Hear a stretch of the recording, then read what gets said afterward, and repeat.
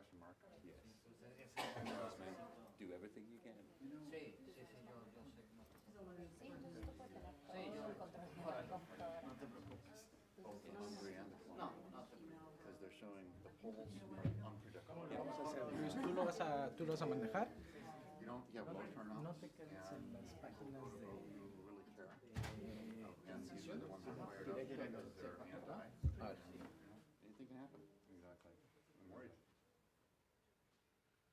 Ok, esperamos como 2, 3 minutos más. Sí, perfecto, claro, muy bien, muy bien. ¿Quién es la audiencia? ¿Industria, estudiantes?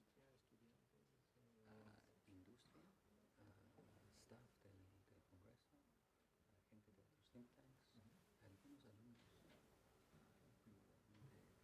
estudiando aquí en Washington y académicos. Okay. Sí, un poco de todo. Okay. Muy bien. Genial. No, pero puedes suponer que ya tienen un conocimiento básico de la política energética. Okay. Sí. Puedo suponer que no tienen idea de la existencia de la ciencia. Por eso está. Exacto. Pues yo nunca había estado yo en el centro. Te tengo que mostrar las instalaciones. Es un lugar chiquito, pero es muy bonito aquí. ¿Cuánta gente trabaja contigo? ¿Conmigo? Bueno, 4 en completo. Un quinto que trabaja en el Instituto de México y en el programa de América Latina también. El Executive Vice President también es un Senior Advisor para nosotros. Y después tengo una red de Global Fellows que son fellows que no viven aquí en Washington, en México, en diferentes partes de Estados Unidos. Okay. Y también una red de consultores. Okay. ¿Y los fellows en qué te ayudan? O sea, ¿hacen papers? Sí, hacen investigaciones y de vez en cuando organizan eventos también. Luis Rubio es un fellow con nosotros. Estamos organizando una cena en México el jueves para platicar de la relación bilateral. Y Viridiana Ríos también es un fellow con nosotros. Okay. Sí, funciona bastante bien. Es que somos una organización bastante chiquita. Claro, tenemos pero un presupuesto como debe de ser. Sí, ¿no? pero hacemos muchas cosas. Sí. Bien. Es increíble lo que puedes hacer con un presupuesto bastante chiquito si la gente trabaja los 25 horas al día. Sí, tiene 25, ¿no? Sí. Claro. Más, claro, el ratito que te tomas para comer deben ser como 28 horas. Algo total. así. Sí, y cada tercer día pueden dormir.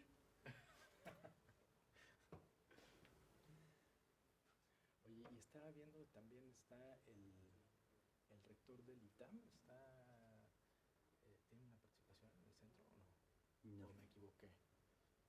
Igual El dueño del ITAM, Valleres, él es miembro del consejo del Instituto de México. Okay. Ya.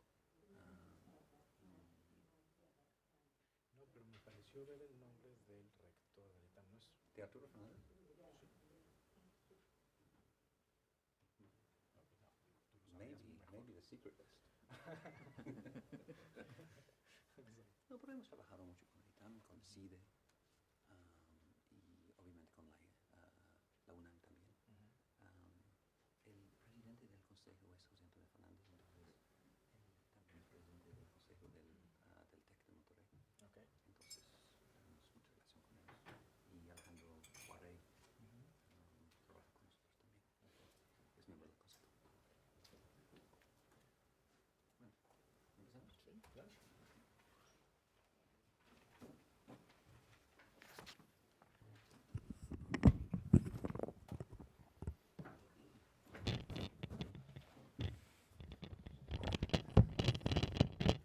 Good afternoon, ladies and gentlemen. Thank you very much for being with us. My name is Duncan Wood. I'm the director of the Mexico Institute.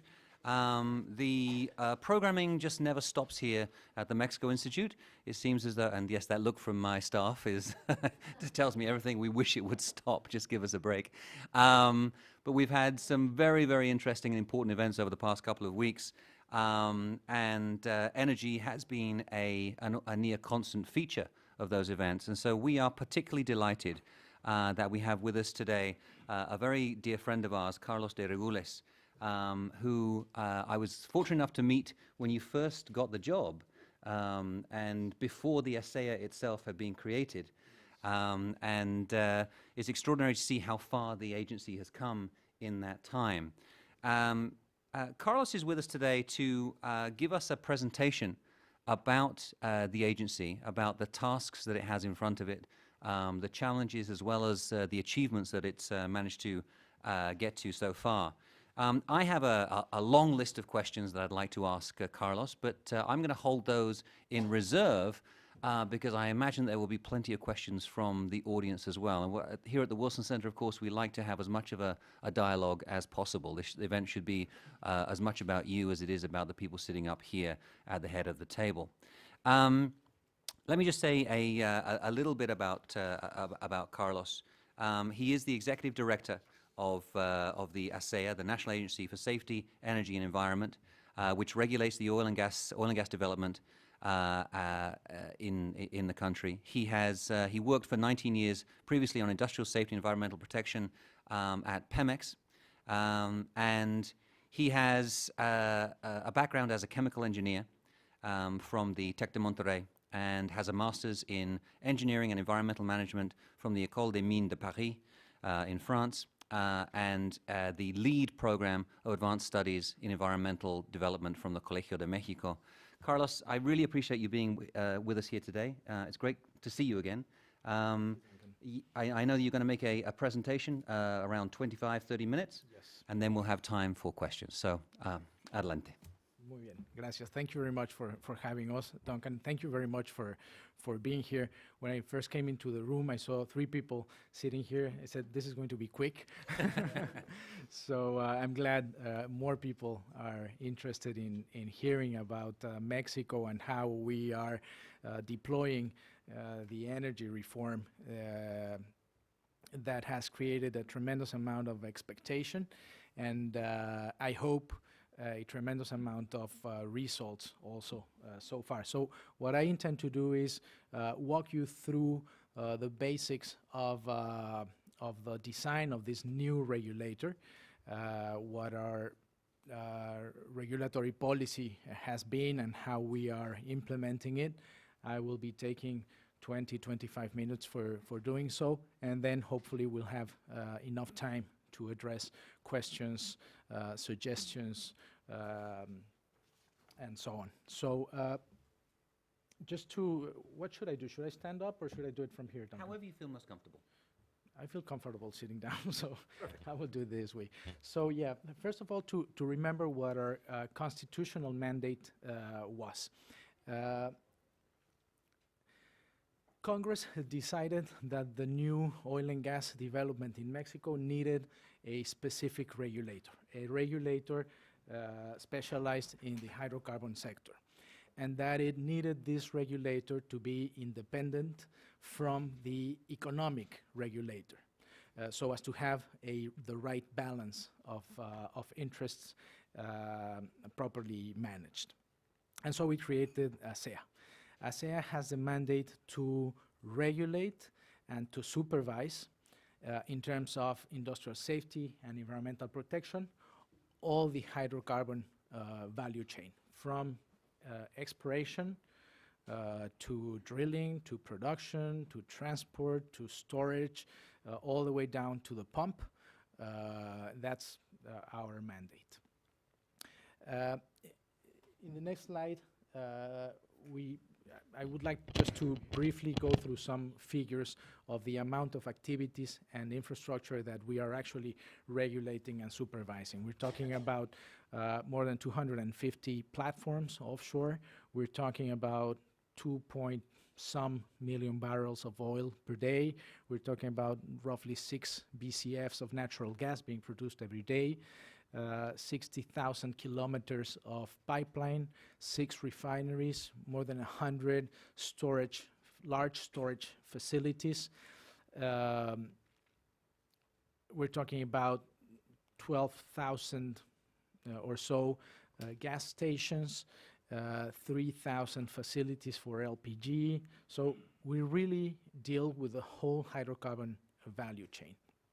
And it's important to say this in terms of the capacity that we have to do all this, and the expertise that we need to have to do this properly. So if you compare this with what other regulators in the world have as scope, I think Mexico is pretty unique. And for instance, the Bureau of Safety and Environmental Enforcement here in the Department of the Interior in the United States does pretty much what we do, but it is concentrated on the upstream operations and exclusively offshore operations. When you compare us to probably one of the largest regulators in North America, the Alberta Energy Regulator, they do pretty much the same amount of the same scope in terms of safety, environmental protection, but they only deal with onshore operations. And you compare the United Kingdom and so on and so forth, Mexico's agency is pretty unique in terms of the whole value chain of hydrocarbons, and not only doing environmental protection, but industrial safety at the same time. So trying to understand and figure out the extent of this mandate, we dedicated the initial weeks of ASEA to understand this and figure out how we were going to tackle it. And so we came up with some initial definitions that were important and that have been really our how do you say, faro? Our lighthouse in this 18 months of operations.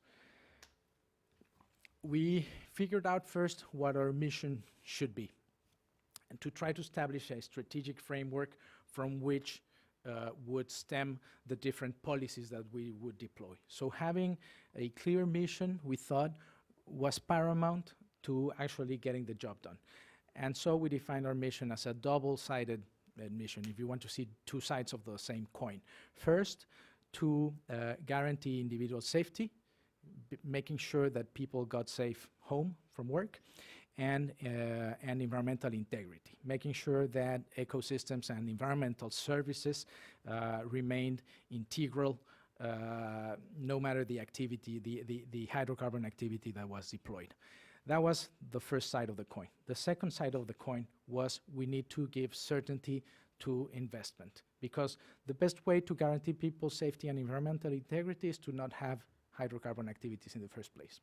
But we do not want that. That's not what this is about. This is about deploying a new oil and gas paradigm in Mexico that is a responsible paradigm and responsible investments. That's what we want. So that was the second part of our mission statement, giving certainty to these investments. And we also spent quite a few time talking about the values that should guide our everyday decisions. And this is a strategic exercise that you usually do in every organization. Define the mission, the vision, the values, and then you stock that in your library and forget about it. And I think we have been very serious about it. And having this lighthouse has really allowed us not to lose focus in this initial 18 months of operations. It's been really important. So we defined these four values. Professionalism, which means that we do not improvise. We know what we're doing, we're knowledgeable and experienced. Transparency, we understand transparency not only in terms of what we do is public, but it's also accessible to those stakeholders for which the information is relevant. So we make sure that the relevant stakeholders have access to our information. Impartiality was a value that we thought important, because we understood that as a new regulator regulating a very powerful sector, we needed to be clear about our impartiality. And so we defined it initially as one of our core values. And of course, acting timely. You can produce very interesting regulation, you can produce very important authorization processes, but if you don't do it in time, then it doesn't serve the purpose it was first intended to do. So that's pretty much our strategic framework. And then the second part of what we did was define our model, our operating model. Coming from the hydrocarbon industry, and most of my executive team, my directors team coming from the industry, we very fast understood that if we wanted to preserve people's safety and environmental integrity, what we needed to do was to manage risk. The only way to have zero risk in this industry is not to have the industry. And so we defined a model that would allow us as regulators to help industry to achieve acceptable levels of risk in the operations.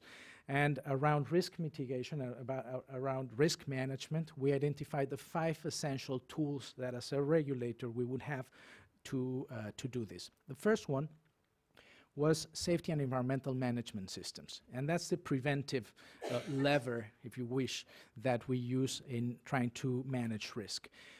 If we make it mandatory for every operator in Mexico to operate under safety and environmental management systems, then we are making sure that all oil and gas operations are being managed preventively. This is something that we discussed with our colleagues here in Washington from BSEE and with other fellow regulators in the world, and we came up with these guidelines for safety and environmental management systems in Mexico that have already been published and that take into account the best practices and the lessons learned also here in the northern part of the Gulf of Mexico. And so the regulation for SAMs in Mexico today is coherent or equivalent to the practice of SAMs in the northern part of the Gulf of Mexico. That, we think, has allowed us not only to take into account the best practices and the best knowledge available out there, but also to start creating a common framework of standards for a common market. And that's something that we have been working on. So first lever to manage risk was safety and environmental management systems. The second one is accidents happen. And we need to make sure that operators are ready to respond for those accidents, both technically, having the enough capacity to respond for emergencies, but also the financial responsibility enough to respond for the consequences of these accidents. So that was the second piece of our model.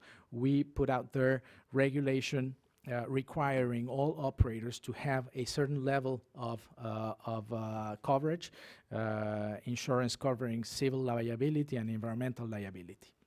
So that's already out there as well. So those two pieces, the rules are written and they're already out there. All the new players in the Mexican oil and gas ecosystem are being born with these regulations already in place. The third part of our model has to do with the technical regulation that we issue. And in that sense, we defined that we wanted to produce goal-oriented regulation instead of prescriptive regulation. We also have to recognize that we will need to move towards that direction. We're not already there, but that's what we're trying to do. Instead of defining all the recipe for certain operations, what we are trying to establish is the right level of risk to attain, and then we think that doing goal-oriented regulation allows for this industry to deploy its creative capacity, its innovation capacity, also in favor of environmental and safety performance. So that's what we're trying to do. We have already produced some technical regulation, and you will see by the end of this year that we will be producing nearly 33 new regulations for safety and environmental protection across all the value chain, upstream, midstream, retail. Downstream will be playing its role in the next year. But 33 pieces of new regulation that we will be publishing by the end of this year. The fourth element of our risk management model is risk-based inspection. Since we will never have enough capacities to survey and inspect 60,000 kilometers of pipeline and the rest of the infrastructure I talked about, then we really need to be strategic about it and understand where the risks are, and then deploy our verification capacity there where the risks are. The 80-20 Pareto, and this is something that we're working on. For instance, we had a very serious crisis of accidentality in the Gulf of Mexico some 14 months ago, a series of very important accidents. And so from there, we launched a risk mitigation initiative for the Gulf of Mexico. We visited and inspected 40 facilities offshore, and with that we covered statistically all a representative universe of all the operations offshore in the Gulf of Mexico, and we focused on the top 5 issues of risk, and then we were able to establish a gap closing program with Pemex. This is the kind of risk of inspection based upon risk that we are trying to deploy. And then the last element of our model has to do with enforcement. And here also we decided to do things slightly differently from what the business as usual was in the Mexican administrative tradition. Instead of trying to blame people or signal culpables, guilty people, we tried to change that, and we said we don't want guilty people, we want responsible people. We don't want people in jail or fines being paid. We want performance, good performance. And so we decided to deploy a corrective enforcement policy, where we are trying to engage with industry in terms of how to close those gaps and how to improve performance, instead of trying to litigate everything at the tribunals where nobody wins. So that's the kind of corrective enforcement that we are trying to deploy. Just to give you some figures on this, instead, when we started operations, we inherited 85,000 issues, administrative procedures that were alive from different authorities, from the Ministry of Energy, from the Ministry of Environment, and so on and so forth. 85,000 things that we received as alive and kicking. And so the first thing we decided to do was a due diligence, a technical due diligence, and a legal due diligence, and we were able to bring those down to 5,000, which was more manageable than 85,000, because there were things in there that did not have to do with corrective enforcement, but just standard procedures that were there because an inspector had gone out and raised an issue and made it an administrative issue, and then there was no way to close that until the end of the procedure was attained. So we changed that, and that's how we're trying to manage things on the legal aspect. A good indicator that this is the right way to go is that all the lawsuits that the courts have resolved, 97% of those have been favorable to the agency. So that means that the legal effort that we're doing has been concentrated where it has to be, and that we have so far been successful in this. So that's pretty much what the model is about. This is pretty much the regulator that we are trying to build and put into operation. I insist, it's only been 18 months that we've been actually doing operating.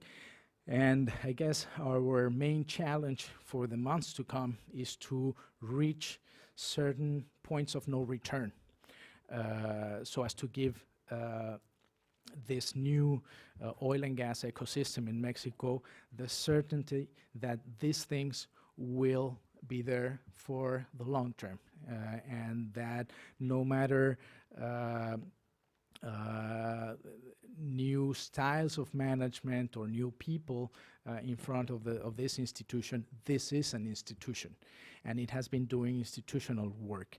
And we hope that those points of no return will be such that will really define the way that future regulation, technical regulation in the field of safety and environment will follow pretty much the same policy that has been deployed in the beginning of the agency. So that's it, Duncan, and I hope I have raised enough concern about what we're doing so as to have a very useful conversation. Thank you, Carlos. That is an extraordinarily succinct introduction, whilst also being comprehensive. I think that the one thing that always occurs to me when I think about the ASEA is that phrase that you are regulating across the value chain. And you know, when you look at the article of the Hydrocarbons Act that establishes the ASEA, it is the agency should issue the applicable regulation and norms regarding industrial and operational safety, as well as environmental protection for the hydrocarbons industry, in order to foster development of the energy sector in a sustainable way. Additionally, the agency must provide the technical elements for the design and definition of public policy regarding energy, environmental protection, and natural resources, as well as the related formulation of sector-based programs. The mandate is huge. It is. It is, and you've said that it's a, in an earlier event, you said that it's a one-stop shop, different to the US model, which has all these different agencies out there. That presents a lot of challenges. Both in terms of developing the technical expertise to do this well, but also to hire the staff, the numbers, and of course budgets are always a challenge for regulatory agencies. Let me just ask you how you've worked in the first 18 months to overcome that. I know that you've been hiring a lot of people, but you know, a lot of people within the industry, observers, have worried that perhaps, you know, this efficiency of regulation might not be there if you're constricted in terms of your capacity. How do you respond to that? Well, it has been an issue. Restriction of execution capacity has been an issue from day one. For instance, we started accumulating delays in authorizing some activities, particularly gas stations. There are 12,000 of those out there. And so in terms of environmental impact assessment, which is one of our first most important permits, we were delayed. We started accumulating delays also in terms of authorizing gas pipelines. We had a huge challenge ahead in issuing these 33 regulations this year, and we just didn't have enough capacity. So a very important thing happened in the month of May, which was that the Secretary of Hacienda, the Secretary of Energy, and the Secretary of Semarnat, my boss, they got together. I was there too, to receive to actually make a balance of where we were standing, and it was not a good place, the place where we were standing. And this was understood by the three ministries, and action was taken. And immediately after that, this was May the 5th. By the 10th of June, we had already hired 20 or 25% more personnel than we had, and 1 month later, we had hired 150 new personnel, which was a 50% increase in our execution capacity. We also had in our pocket 20 or 30% increase in budget for the year. And we also had, very importantly, the support, the administrative support to hire consultant work for developing all the regulations. So execution capacity was dramatically increased from the month of May today. Basically, all the workforce, we deployed that for permits and authorizations and consultants to the elaboration of new regulation. The results today is that we have overcome all the previous delay in terms of permits, and we're up to date. We have no delays today. And the result on the other side is that we have a very powerful team of consultants helping us develop these regulations. By the way, today, I don't know if to speak in present tense or past tense, but let me say that we already presented all the upstream regulation to the Comisión Federal de Mejora Regulatoria, where it needs to be analyzed, and a period of 60 days of public consultation starting probably next week will take place. So if we have been successful enough to produce intelligent regulation, then by the end of December, we will be publishing this. Those are the results. We were very limited in terms of capacity. Support came, and we are using it appropriately, I think. The size of the agency today, 465 people, and the budget that we have, around 500 million pesos per year, is in the context of very restrained public resources today in Mexico. I think that's the right size today in that context. Eventually we will need to grow probably, but today I think that's the right execution capacity. Excellent, thank you very much. As I said, I have a whole bunch of questions here, but I don't want to dominate the conversation. So let me open it up right now to participation from the audience. I know I have somebody over here who's got his hand ready to go up. So let's take, because we're a small group here, I'm going to take them individually, if that's okay. Please. And then we'll come around. So I'll go, you, and then Dave, okay? Please. Microphone is coming. If you wouldn't mind introducing yourself as well for the Yes, viewers. I'm Robert Scheninger. I'm the Vice President of HSE for Talos Energy. We won blocks 2 and 7 in the shallow water. And first, I'd like to say we're very pleased to see the performance-based approach. As you know, in the U.S., it's very prescriptive when you're dealing with BSEE. They tell you not only what to do, how to do it. So I liked your comments about being creative, which is going to help us.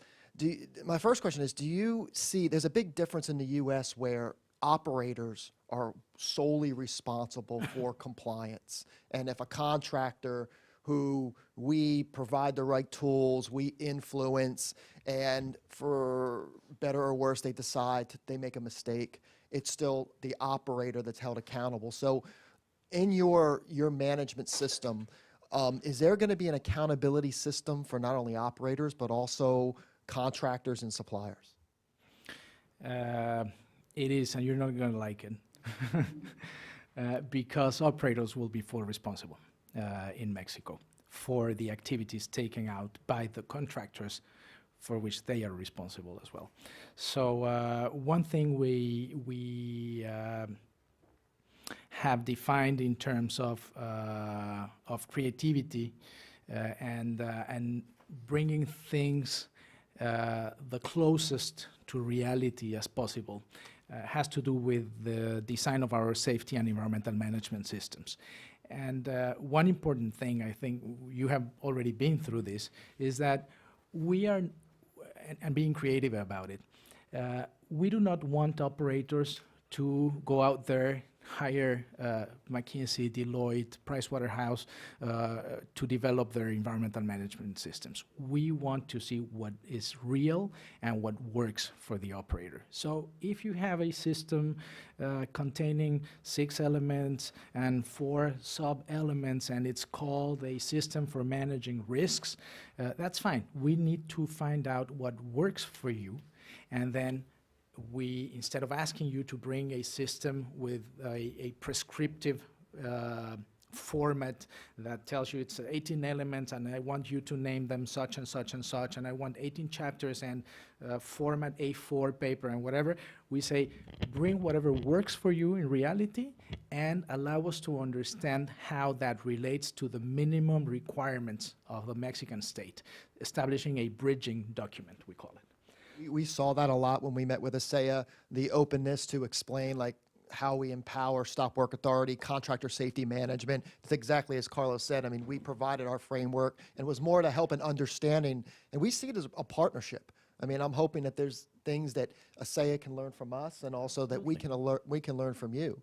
Absolutely. One real other quick question is do you see that U.S. companies coming into the Mexican side of the Gulf can have a positive influence on Mexican HSE culture? Oh, definitely. And not only American companies. I mean, one thing we truly believe in is that the best regulation we can produce is doing it hand by hand with industry. And this has been our motto from day one. We will never have enough expertise and up-to-date knowledge of what's happening out there if we do not relate with the industry. And so this is what we have been doing. From day one, we have what we call mesas de trabajo, working tables, with each subsector of the hydrocarbon sector.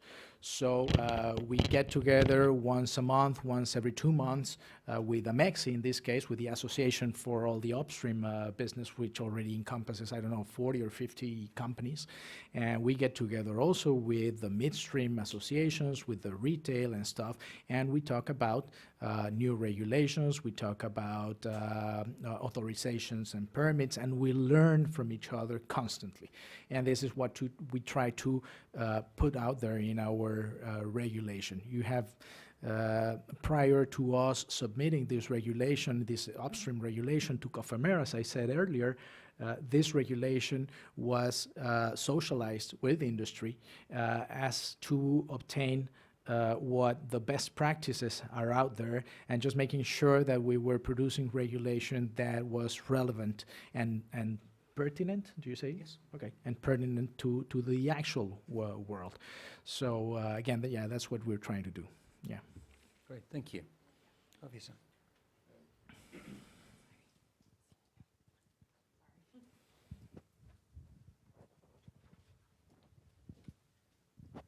Hi, my name is Hai Gugaraz. I'm a reporter with Argus Media, and thanks for the presentation. With the Deepwater auction coming up on December 5th, I think, or early December, you said your regulations will be finalized by the end of December. Do you think there is enough there are enough rules in place to satisfy all the criteria that your agency would have for these deep water blocks, and is there any possibility that some of the rules will come post factum after the auction already has been held? Thank you. And that's a crucial aspect of our regulation, timeliness. And timeliness is what has defined our program to issue regulation. We have held a very close relationship with the Ministry of Energy and with the Ministry of Finance, with Hacienda, to understand what the crucial deadlines are in terms of deploying the energy reform. And not only auction for deep water, but for shallow water exploration, both production and onshore, the blocks that were auctioned onshore. We also took that into consideration in terms of establishing the priorities for issuing regulation. The basic aspects of safety and environmental requirements for new projects are already there in the form of the contract. From day one, we had access to the contract, and counterintuitively to what we were expecting, we had a very large access to the contract and actually the possibility of influencing the contract model. The first model of the contract, 15 months ago or something, was a very standard contract with economic and technical clauses, and then a final clause by the end of the contract, pretty much saying that behave well and be a good citizen and don't pollute. And we were able to analyze this along with our fellows, with our colleagues in both SENER and the National Commission for Hydrocarbon, and we came out with a different model of contract where you find all the relevant safety and environmental provisions within the essential clauses of the contract. So you have the obligation to draw an environmental baseline prior to the initiation of activities. You need to have registered your SAMs, your safety and environmental management systems, in order to be able to actually participate in the auction. I'm forgetting the specificities of the other two instruments. It's environmental impact assessment and, of course, insurance. So those basic provisions are already there in the contract. And what we need to produce is the specific technical regulation for every activity thereafter. So is it going to be timely? I think that in terms of companies designing and making their investment decisions, there is sufficient information out there already in the form of the contract. And you have to bear in mind that operations come months after the actual auction. So we will be issuing the technical regulation pretty much at the same time the auction will take place. Thereafter, operators will have the opportunity to understand this regulation, and most importantly, understand that there is regulation out there and that it will not change once it's been issued, or, well, not change. You always need to adjust whatever needs adjustment, but a ground that is already designed with the appropriate rules. I don't know if this covers your question, actually, but... Thank you. Dave?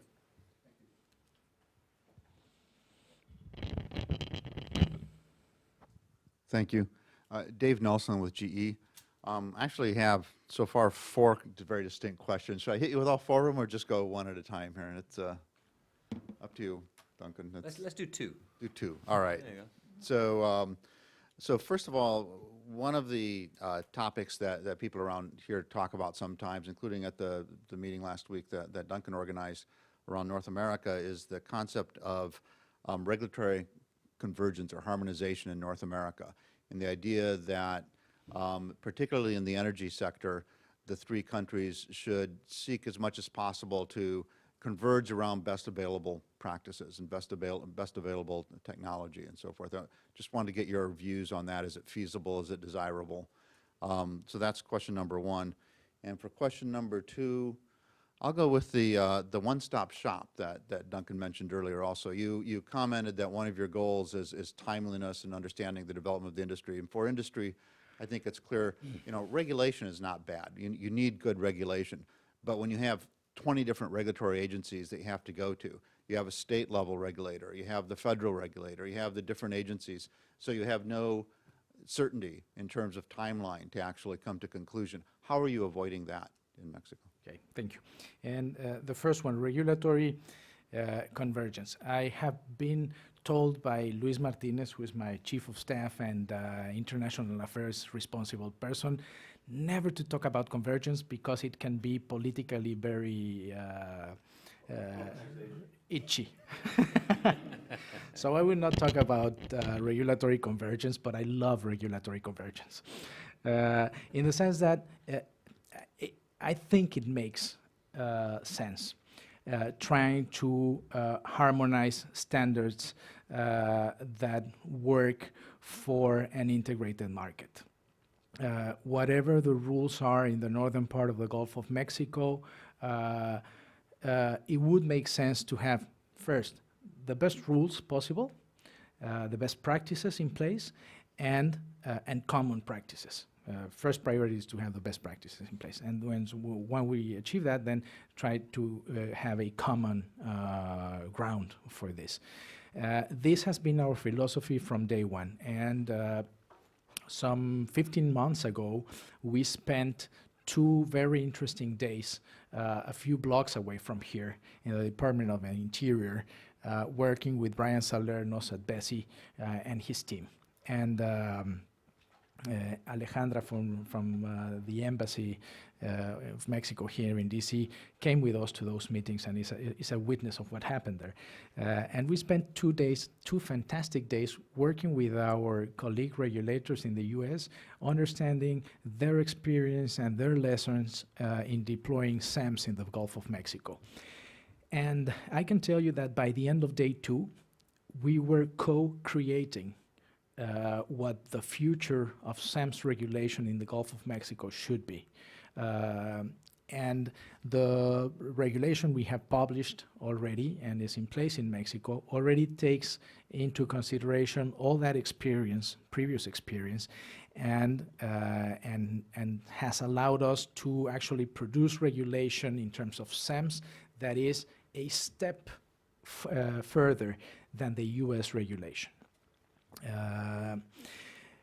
In terms of shale regulation, we're already working on that as well, and we have had very important input, not only from our colleagues from Colorado and other areas in the US, but very importantly from the Alberta Energy Regulator. They have tremendous experience in this and very successful experience in this. And our draft regulation for unconventional shale already takes into consideration the lessons learned in Canada from decades ago. So that's the way we're working with fellow regulators to understand what the best practices are, adapting them to the Mexican context, and if possible, going pretty much into the same direction of regulation. So this is something that we have been trying to do and that we firmly believe is possible and desirable, harmonization. One-stop shop is a difficult thing to do. We have, I think, one strength in Mexico is that we are a federal regulator. And so we do not have state regulations for safety and environmental protection in the hydrocarbon sector. Of course, there are local regulations for land use and so on and so forth that will have eventually to make sense as well, but that's a strength that we have, as opposed to, for instance, the US, where you have really a series of regulators at the different levels. In Mexico, you have that same problem at a federal level. You have at least 4 or 5 regulators that you need to go and see. And we're working with them. We're working with the Comisión Reguladora de Energía, the equivalent to the FERC. We're working with the Comisión Nacional de Hidrocarburos, the equivalent to what, I don't know what that would be in US equivalent, BOEM probably for offshore, but we're working with them to create this one-stop shop where you go to the relevant economic regulators window, and then the process to incorporate safety and environmental requirements in the authorization of the project is transparent to the operator. We're working in that sense, and one element of that we will already be using is the first registration as a regulated entity. When you first come to the government and say, my name is Steve, and my company does such and such, and here is my public registry, and this is how I pay taxes and stuff, and you present your birth certificate, we're making efforts so as to, the operators will have to present that only once. And that's a good place to begin with, because after that, come all the rest of the processes. What we will be working with CRE, with CRE, and with CNH is a thing we have called wiring our processes together. This is, there's a lot of work to do, but this is where we are aiming to get to. Okay. Thank you. Do I have any more questions? Yes, please. Microphone is coming right now. Hi, I'm Colleen Newman. I'm an independent consultant, but I was with the American Association of Petroleum Geologists. The one question I wanted to ask you is if you could tell me a little bit about environmental activism with respect to shale development in Mexico, and talk about that and how you all handle that. Thank you. It's something that that we have considered in our strategy to produce regulation and to convey and socialize regulation. Our paradigm here is that we're not, as a regulator, as an environmental regulator, we're not the advocates of shale. We're the advocates of sound regulation to be able to tackle the shale risks and other risks. Every different technology in the oil and gas industry presents different risks. Deep water drilling has specific risks associated to that activity. Shale exploitation has specific risks associated to that. And so we need to make sure that we understand those risks and that we produce the regulation that allows for those risks to be managed. That's what we're trying to do.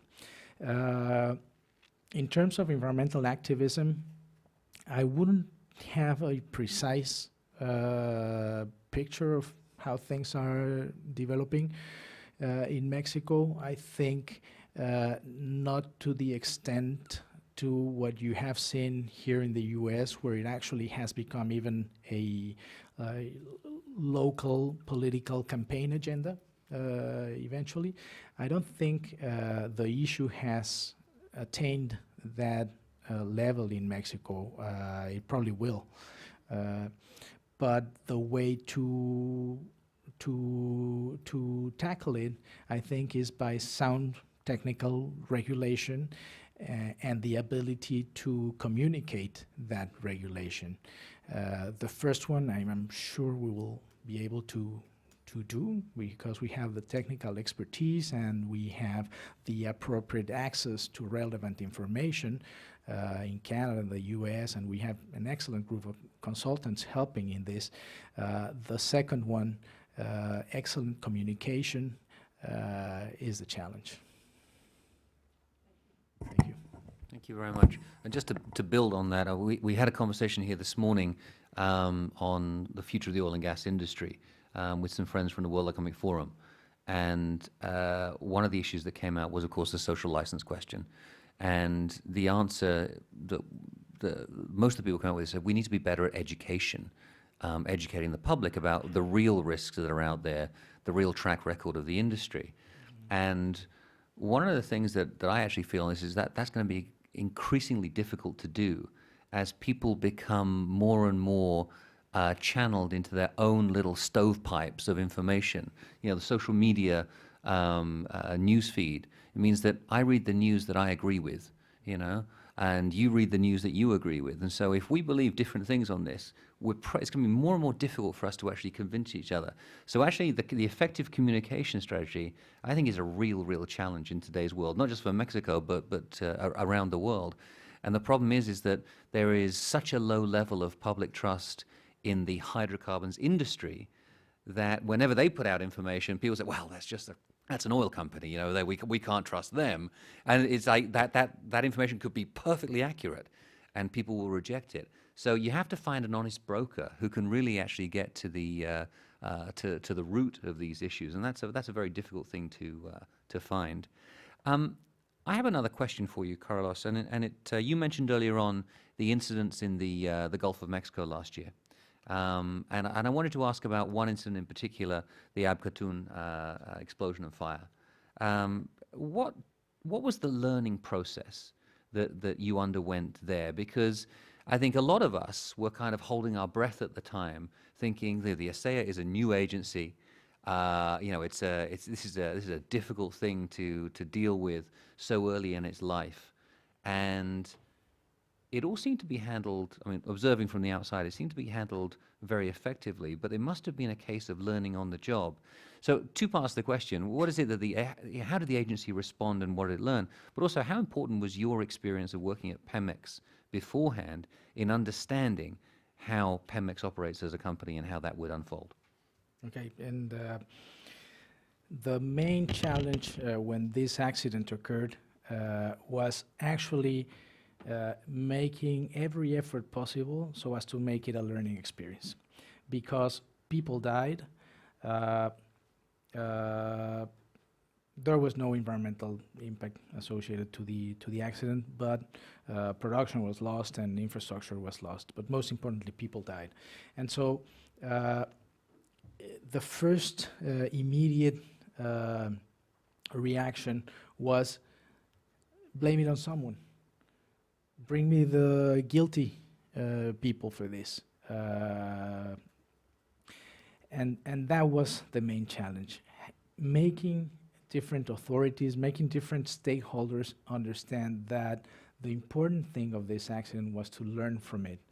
And the only way to learn from it was to conduct a very professional and methodical root cause analysis.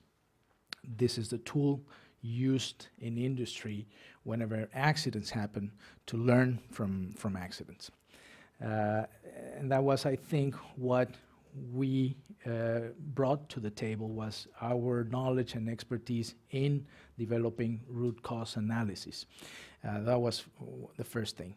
The second is that different stakeholders wanted to have access to that root cause analysis and its conclusions and recommendations to use it as the evidence for actually getting people respond in the guilty way of responding to things. And you can use a root cause analysis to blame people and to cast legal responsibility on people once, because it will never happen again. To do a good root cause analysis, you need full access to information. And the information that is in the archives and in the people that work for the operator, which caused the accident in the first place. So independency of this root cause analysis and the use of that instrument was crucial. And I think we were successful in terms of giving the Procurador General de la República, the Attorney General, enough information for them to conduct their criminal investigation, and keeping the technical aspects of the analysis in the technical world. And so the results of this analysis, I think I trust that those results are precise, and that the adequate gap closing actions have been put in place.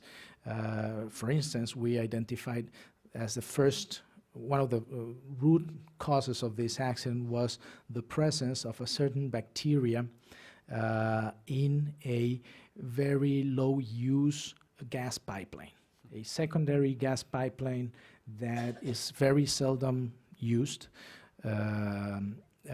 Had accumulated a certain bacteria that in the presence of sulfuric acid, this bacteria loved sulfuric acid, and in the presence of that component, this bacteria ate literally the pipeline.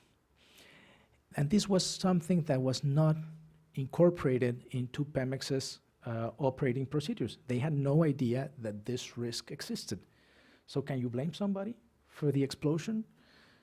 Since it's not, it is something that has not been regulated externally and that you have not incorporated into your operational procedures, very difficult. But can you explain this to the families of the victims? Very difficult.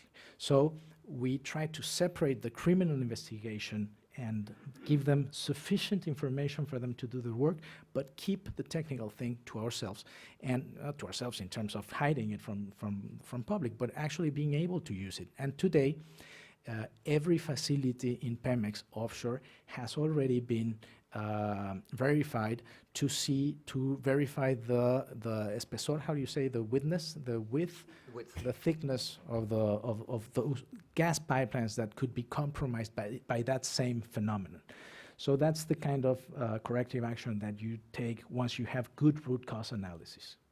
Excellent.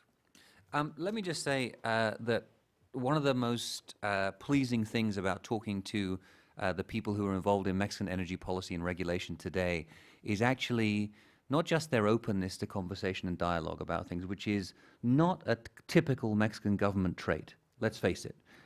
This is unusual, and I don't want you to respond to this, but I've said to my colleagues in Mexico and abroad, when you look at the energy reform, you say, if only they could be that good in other areas of government. The things that are going on in this sector are extraordinary, and I know it's down to a lot of hard work. It's down to some very talented people that work in it.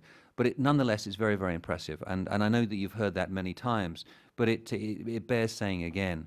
And the second thing is the frankness with which people in the energy sector who work in the policy level, policy-making level, are actually say, you know, we're not perfect yet. We still have a ways to go. We can learn from the private sector. We can learn from international best practice. And maybe Luis doesn't like the word convergence, but at least, you know, an international dialogue on these issues. And that's very, very refreshing. So I would like to say, Carlos, thank you very, very much for being with us today. It's been a very enlightening conversation. Ladies and gentlemen, thank you for being with us, and please join me in thanking Carlos. Thank you very much. Thank you very much for your questions, and of course, you will have our contact address with Luis, so if you have further questions or suggestions, or if you're coming to Mexico and wish to have good tequila, please don't hesitate to ask us. He does have good tequila. Okay, thank you very much. Excellent. ¿Tienes que ir de inmediato o tienes tiempo para una charla? ¿Sí? Con gusto, claro.